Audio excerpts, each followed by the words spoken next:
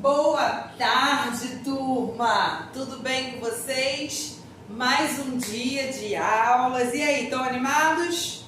Já almoçaram? Sim? Então, beleza. Vamos lá, não vamos enrolar. Hoje é dia 29 de abril de 2020 e vamos para a nossa aula de História. Quem gosta de História aí? Eu! Vou pedir para vocês abrirem o livro na página 286. Unidade 8. Nessa unidade 8, nós vamos falar das primeiras civilizações. Na aula passada, falamos sobre a migração dos seres humanos, os primeiros vestígios dos seres humanos foram encontrados no continente africano, nós vimos tudo isso. Hoje vamos falar das civilizações. Civilizações, o que são? É um conjunto de seres humanos que formam em um determinado lugar sua moradia,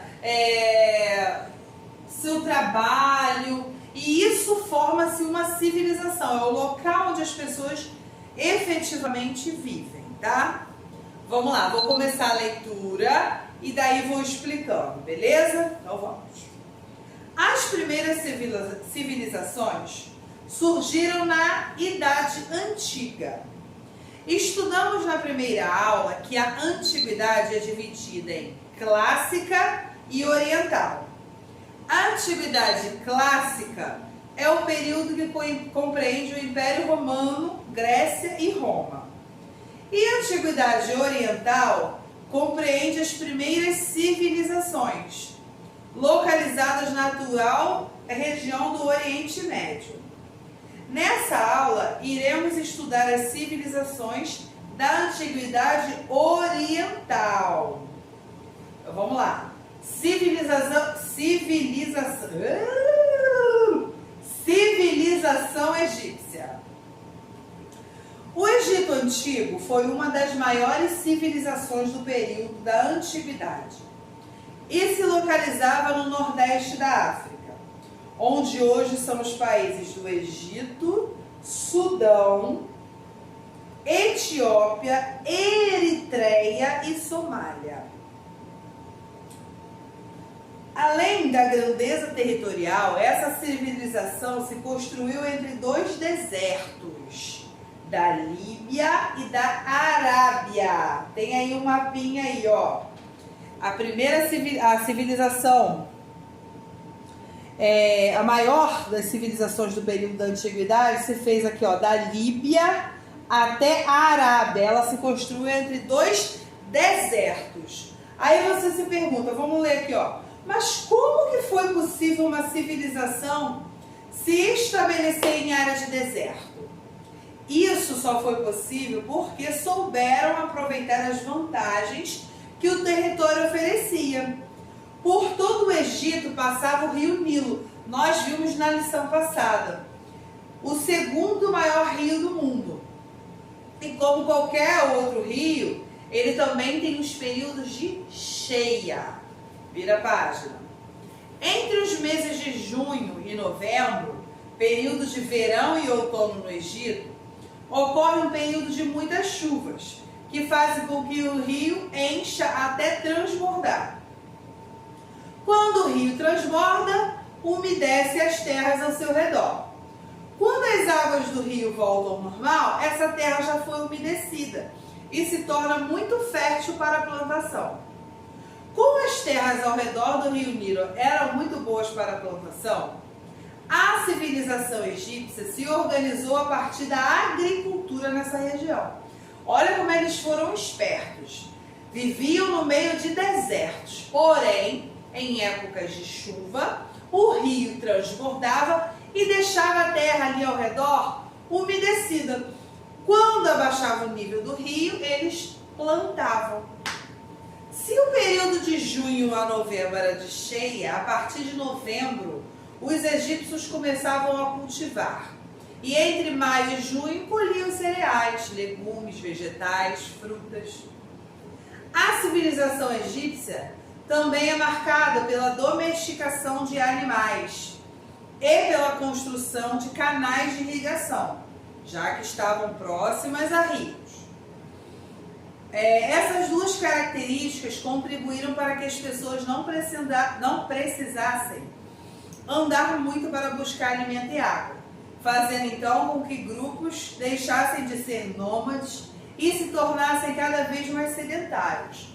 Já estudamos também nas lições passadas sobre nômades e sedentários. Lá no início, vimos que os hominídeos eram nômades, eles ficavam sempre trocando de lugar. Depois de um tempo, na era neolítica, eles começaram a se tornar mais sedentários, até que por fim, nas primeiras civilizações, como eu expliquei, é o local que a pessoa fica mais fixa, eles começaram a desenvolver mais a agricultura e se tornaram mais sedentários, tá? Canais de irrigação, né, para ter água para todo mundo, e domesticação de animais. Entre cerca de 5.000 a.C. e 3.100 a.C., os povos egípcios eram divididos em dois: o Baixo Egito e o Alto Egito. O Baixo Egito ficava no sul, lembrando, norte-sul, e o Alto Egito ao norte, sendo cada um deles governado por um rei. Portanto, eram dois reinos diferentes. Contudo, por volta de 3.000 a.C., o rei Menés do Alto Egito conquistou as terras ao sul e unificou os dois reinos, formando o Império Egípcio. Então, no princípio, era o mesmo Egito, né? Porém, no norte era um reino, no sul era outro. Depois, o rei Menés do Alto Egito conseguiu as terras do sul. Então, uniu, ficou um só. E aí formou o Império Egípcio. Essa nova organização criou um sistema de governo que era liderado pelo faraó, que era considerado o próprio Deus. Faraó era realmente o Deus para eles. O que o faraó fala é lei, falava, né? Essa divindade dava a ele a condição de chefe de Estado, comandante militar e juiz supremo, ou seja, ele que mandava em todo mundo. Essa liderança fazia com que o faraó fosse respeitado pela população que seguia suas ordens. Muitas vezes os camponeses é que trabalham no campo, né, na parte da agricultura, eram convocados para trabalhar nas grandes obras públicas feitas no Egito. Como, por exemplo, vocês sabem, nas pirâmides e as esfinges. Eu acho que tem a foto de uma esfinge aqui, ó. Se vocês vão ver logo na outra página, tem a pirâmide e tem a esfinge. No entanto, os principais trabalhadores dessas obras eram escravos, que eram capturados nas guerras com as regiões próximas. Essas pirâmides eram construídas, vocês sabem por quê? Para que as pirâmides eram construídas? Vamos ver aqui. Com o objetivo de ser o túmulo do faraó. Isso mesmo. As pirâmides nada mais, nada menos eram para ser túmulos, para quando eles morressem, tá? Os egípcios acreditavam na vida após a morte. Então, para preservar o corpo dos mortos, eles eram mumificados. Então, eles mumificavam, já viram, né? Que passava aquele pano todinho ao redor do corpo, para preservar o corpo e colocavam lá nas pirâmides. E também deixavam dentro do túmulo grande parte das suas riquezas para preservá-la após a morte.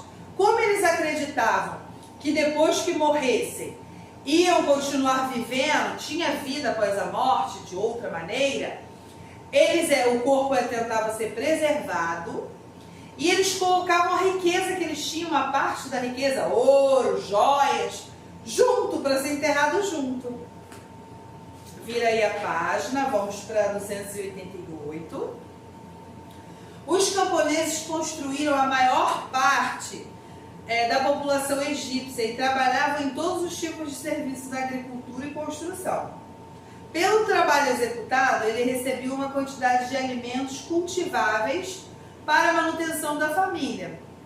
Porém, parte desses produtos eram pagos como impostos ao faraó. Na época não tinha esse negócio de trabalhou, recebeu dinheiro. Não, eles trabalhavam e ganhavam um sustento, assim, um alimento para levar para a família.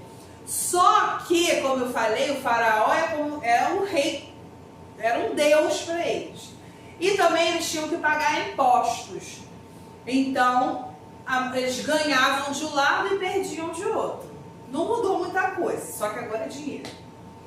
Outra característica importante da sociedade egípcia é que eles possuíam conhecimentos sobre física, matemática, geografia, astronomia, medicina e arquitetura. Todas essas habilidades permitiam a realização das grandes construções que mencionamos, assim como de tecnologias para facilitar a distribuição de água. Além disso, essa civilização desenvolveu um sistema de escrita por hieróglifos, que são desenhos que representam uma palavra. Dessa maneira, o Egito Antigo tinha escritos religiosos, militares e leis escritas. Realmente, se nós pararmos para pensar que essas pirâmides foram construídas há milhares de séculos atrás, chega a 3.100 anos antes de Cristo, e até hoje estão lá em pé, são perfeitas. Não tinha máquinas, não tinha cimento, não tinha tijolo, não tinha engenheiros. Como é que pode o autoconhecimento de engenharia para construí-las? Já pararam para pensar nisso? É incrível, é incrível.